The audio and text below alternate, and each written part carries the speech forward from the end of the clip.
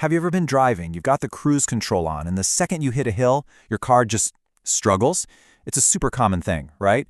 And it actually points to a much bigger, much cooler challenge.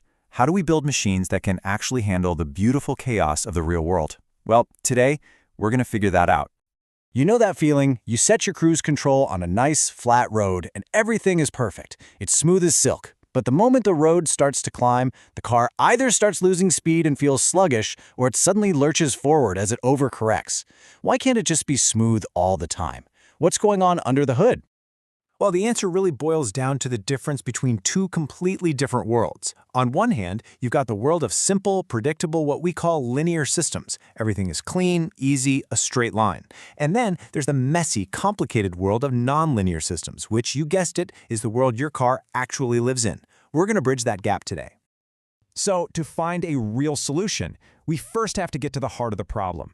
Let's start with this tale of two systems to see exactly why those simple, basic controllers just can't keep up.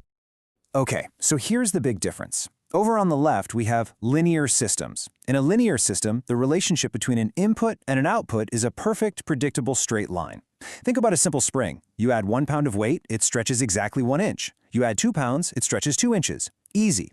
But on the right, you have nonlinear systems, and this is the real world.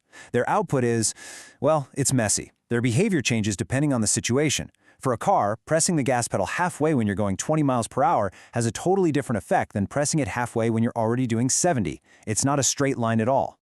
And this is the absolute kicker. This is the whole thing. From the way an airplane flies to the way your car's engine works, pretty much everything in the real world is nonlinear. Its behavior is always changing based on the conditions. And that, right there, is why a simple, one-size-fits-all controller just isn't going to cut it.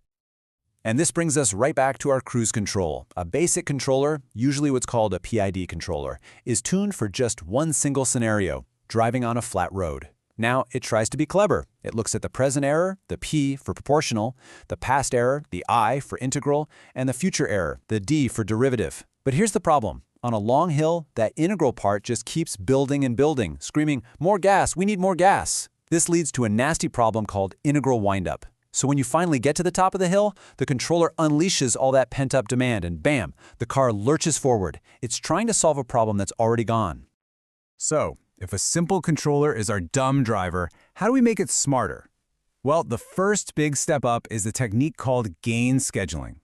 The best way to think about this is giving the controller a pre-written playbook for all the different situations it might face. So what is gain scheduling? It's a really clever technique where engineers basically anticipate the different scenarios a car will encounter. Instead of having just one set of rules, they create a whole library of different controller settings, and each set is perfectly optimized for a specific condition, like driving at low speeds, high speeds, or on a steep incline. Here's how they actually do it. First, the engineers divide the car's entire operating range into different zones, like a low-speed zone, a highway speed zone, an uphill zone. Second, for each of those zones, they tune a perfect set of those PID settings, or gains, to tell the system exactly how to respond. Finally, they load this entire schedule into the car's computer, which then acts like a simple lookup table to grab the right settings for the right moment. And the result?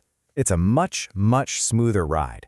When the car starts to climb that hill, the controller doesn't panic. It just says, I know this play, and instantly switches to its pre-programmed uphill settings. It works beautifully because it was prepared for that specific known scenario.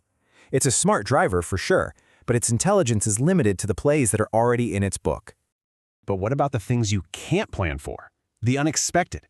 What if we could build a system that doesn't just follow a playbook, but can actually learn all on its own? This brings us to the next evolution, a truly learning system powered by something called Model Reference Adaptive Control, or MRAC for short. Now this is a total game changer. MRAC doesn't use a pre-planned schedule at all. Instead, it has what's called a reference model.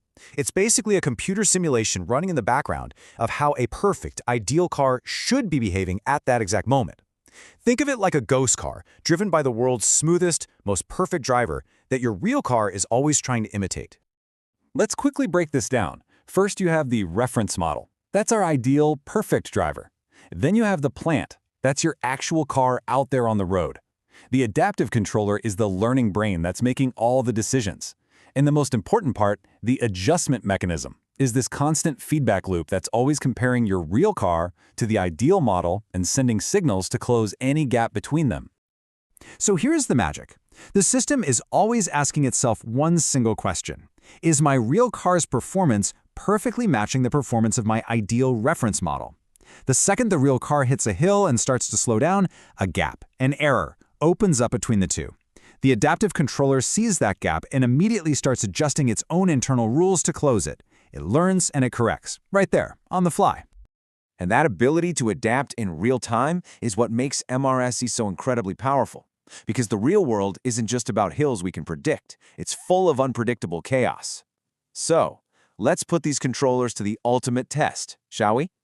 Let's introduce two new types of real-world chaos. On the left, we have system load. This is a fundamental change to the system itself. Think about loading up the trunk with hundreds of pounds of luggage for a road trip. You've literally changed the car's mass. On the right, we have dynamic disturbances. These are temporary outside forces, like a sudden, powerful gust of headwind that hits you on the highway. So what happens now? The gain scheduling system gets really confused. It looks through its playbook, but it doesn't have a page for car is suddenly full of luggage and there's a strong headwind. But the MRAC system, it doesn't need one. It doesn't care why the performance is dropping. It only sees that a gap is opened up between its real performance and its ideal model, and it immediately adapts to close that gap, overcoming whatever strange new thing is holding it back. Okay, let's just step back for a second and appreciate the incredible evolution that we've just walked through. We've literally gone from a dumb, fixed system all the way to one that can truly learn from its environment. This table really sums it all up perfectly. The basic, fixed PID controller is our dumb driver. It's simple, but it makes big mistakes like that integral windup we talked about. Gain scheduling is the smart driver. It's got a plan, it's prepared, but only for situations it's already seen before.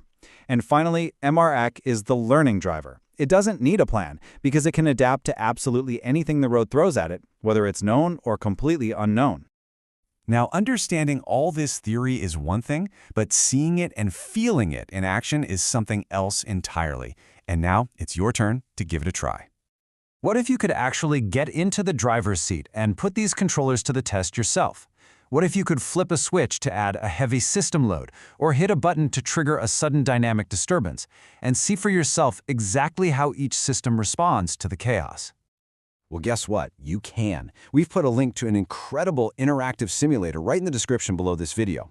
I seriously recommend you go check it out. It is by far the best way to truly feel the difference between a system that's just programmed and one that actually learns. And that leaves us with one final pretty cool thought. We've been focused on cars this whole time, but this technology is about so much more than that. Now that we know our machines can learn, what happens when other things in our lives start to learn too? What if your home thermostat didn't just follow a schedule you set, but it actually adapted to the real rhythm of your family's life? The possibilities are pretty amazing to think about. Thanks for watching.